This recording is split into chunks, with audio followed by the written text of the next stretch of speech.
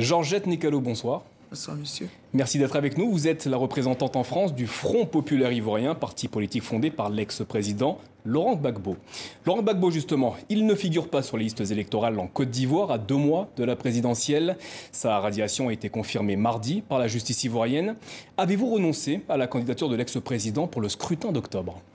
Non, nous ne renoncerons pas pour la simple raison que cette façon de faire est injuste. Et nous nous levons contre toute forme d'injustice. Pourquoi Gbagbo Laurent serait-il radié des listes électorales?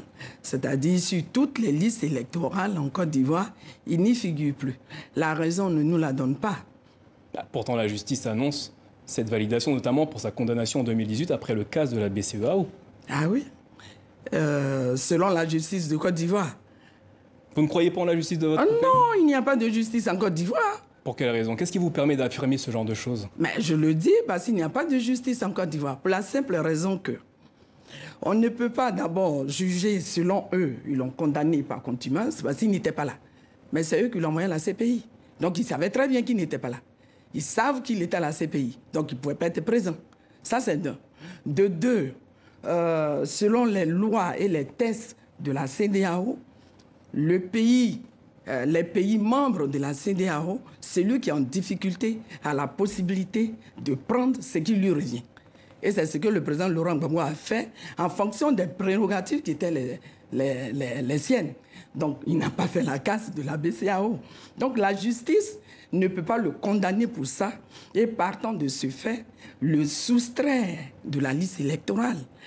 Tant bien même que au niveau de la saisine, tout n'avait pas été vidé encore. Et on nous dit que non, Gbagbo Laurent, d'abord, ils ont été supprimés. Alors, Cuba a été supprimé. Alors, vous ne renoncez pas, mais comment comptez-vous vous y prendre pour faire participer Laurent Gbagbo à la présidentielle du mois d'octobre? Mais comme nous l'avons toujours fait, pas de moyens démocratiques, nous allons leur dire qu'il faut qu'ils réinscrivent le président Laurent Gbagbo. À qui allez-vous dire ceci? Mais à la CEI. À la CEI, à l'État de Côte d'Ivoire, Alassane Dramane Ouattara, qui est actuellement ici en France et qui voit comment ça se passe ici en France. Aucune élection en France, depuis que moi j'y vis, n'a posé problème. Pourquoi dans nos pays, une élection devrait poser problème?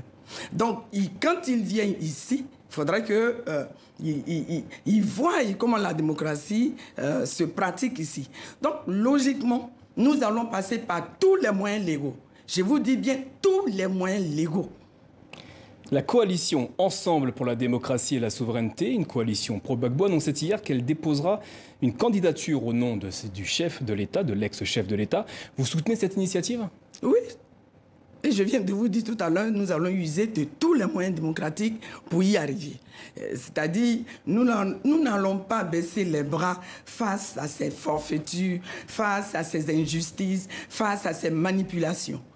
Et nous prenons l'opinion internationale à témoin. Prenez simplement l'exemple. Là où nous avons le cas d'une exclusion qui est cruciale. Prenez simplement l'exemple, et je cite, le président Blaise Compaoré, en son temps, en 2002, pour justifier la rébellion en Côte d'Ivoire, a dit simplement que c'est parce que M. Alassane Dramane Ouattara serait exclu. Et il aurait même comparé à M. Bayrou ici en France. Il a dit, mais voyez-vous qu'on refuserait à M. Bayrou d'être candidat en France. Mais, comprenez ce que ça va faire. Et vous, les médias en général, tous les médias français avaient repris cela en boucle. Pour dire, M. Ouattara a été exclu, il a été Premier ministre, il a été exclu, mais M. Gbagbo Laurent a été président de la Côte d'Ivoire. Et lui ne souffre d'aucune, c'est-à-dire, il ne souffre... il n'y a rien qui l'empêche d'être candidat. M. Ouattara, à l'époque, sur le plan des tests de la Constitution, il ne pouvait pas être candidat. Alors, la date limite de dépôt des candidatures pour la présidentielle en Côte d'Ivoire est fixée au 31 août, lundi 31 août à minuit, oui, précisément.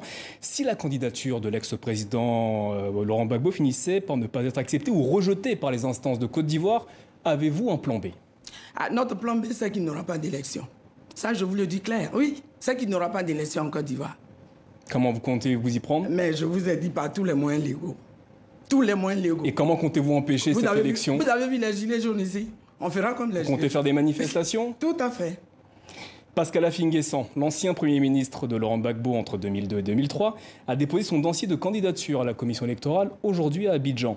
Il dirige une des branches du FPI. Écoutez ce qu'il disait tout à l'heure. C'est au nom du Front populaire ivoirien que je suis candidat.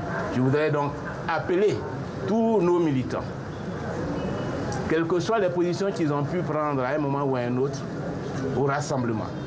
Le rassemblement pour l'alternance démocratique. Le rassemblement pour mettre fin aux souffrances endurées par notre peuple. Le rassemblement pour permettre au président Laurent Gbagbo, à Charles Blé Goudé, de rentrer triomphalement en Côte d'Ivoire au lendemain du 31 octobre, parce que leur retour sera le premier acte politique que je poserai. Qui dirige le FPI aujourd'hui? Pascal Affi-N'Guessan ou Laurent Gbagbo? Laurent Gbagbo. Et pourtant, le parti est divisé en deux branches, vous ne pouvez pas le nier. Ah oui, enfin, moi, quand vous le dites, le parti est divisé en deux branches, bien sûr, si je l'écoute. Mais le camarade Affi-N'Guessan, enfin, monsieur Affi-N'Guessan, puisqu'il n'est plus le camarade, ce qu'il vient de dire, ce n'est pas là qu'il doit le dire. Il a claqué la porte à la discussion. Et pour venir appeler les militants ici, non, mais attendez, soyons sérieux. Donc, je veux simplement dire, le Front populaire ivoirien est dirigé par monsieur Gbagbo Laurent. Donc la candidature... Affi-N'Guessan y a été radié. Donc pour vous, la candidature de Pascal Affi-N'Guessan n'est pas valable? Enfin, pour moi, je n'irai jamais le voter. Et pour le reste des Ivoiriens? Ah mais je ne suis pas là, je ne suis pas le reste des Ivoiriens. Ils décideront eux-mêmes. Pascal Affi-N'Guessan souhaite faire revenir en Côte d'Ivoire Laurent Gbagbo et Charles Blé Goudé. Un rapprochement entre vos deux camps, vos deux branches, est-il totalement exclu à l'heure actuelle? On est en discussion, je viens de vous le dire. Monsieur Affi-N'Guessan a claqué la porte. La discussion donc n'est pas terminée. Donc on ne peut pas venir appeler les militants ici. Certainement. Donc un rapprochement est possible? Oui, mais un rapprochement est possible, bien sûr. Mais dès l'instant où vous rompez la discussion, il n'y a plus de rapprochement possible. Au moins de revenir à la table des discussions. Alors, vous représentez le FPI pro-Gbagbo en France. Oui. Guillaume Soro, l'ancien président de l'Assemblée nationale ivoirienne, candidat déclaré à la présidentielle, est lui aussi exclu des listes électorales. C'est notamment pour le scrutin d'octobre en Côte d'Ivoire. Je le disais, il est actuellement en France. Avez-vous des contacts avec lui? Non. Et pour quelle raison? Mais je ne suis pas de son parti, je ne le connais pas outre mesure, sauf que c'est un Ivoirien. Le 29 juillet, à Bruxelles, en Belgique, les anciens présidents ivoiriens Henri Konan Bédié et Laurent Gbagbo se sont rencontrés. En cas de second tour, si vous n'êtes pas qualifié, la branche du FPI pro-Gbagbo appellera-t-elle à voter pour le PDCI? Mais ça va se décider entre nous, PDCI et FPI. Vous savez comment se font les alliances, c'est pas maintenant. Alassane Ouattara, Henri Konan Bédié, Pascal Affi-N'Guessan et éventuellement Laurent Gbagbo, tous sont dans le paysage politique depuis plus de 20 ans. Où est la jeune génération ivoirienne actuellement? La jeune génération, ça dépend. Elle est là. Si aujourd'hui vous me présentez Affi-N'Guessan, vous me présentez Bédié, vous me présentez Laurent Gbagbo et Ouattara, si la jeune génération n'a pas posé sa candidature, certainement c'est parce qu'elle soutient d'autres candidatures qui ont été posées. Et il n'y a pas de jeune génération au sein du FPI pro-Gbagbo? Merci. La preuve, je suis devant vous. Donc vous pourriez être une candidate? En tout cas, pour l'instant, le parti a décidé que c'est M. Gbagbo Laurent qui sera notre candidat. Et si ce n'est pas le cas, vous pourriez être candidate? Non. Pour l'instant, on attend que le parti décide. Tout se décide au niveau du parti. Georgette Nekalo, merci d'avoir été notre invitée ce soir et d'avoir répondu à nos questions.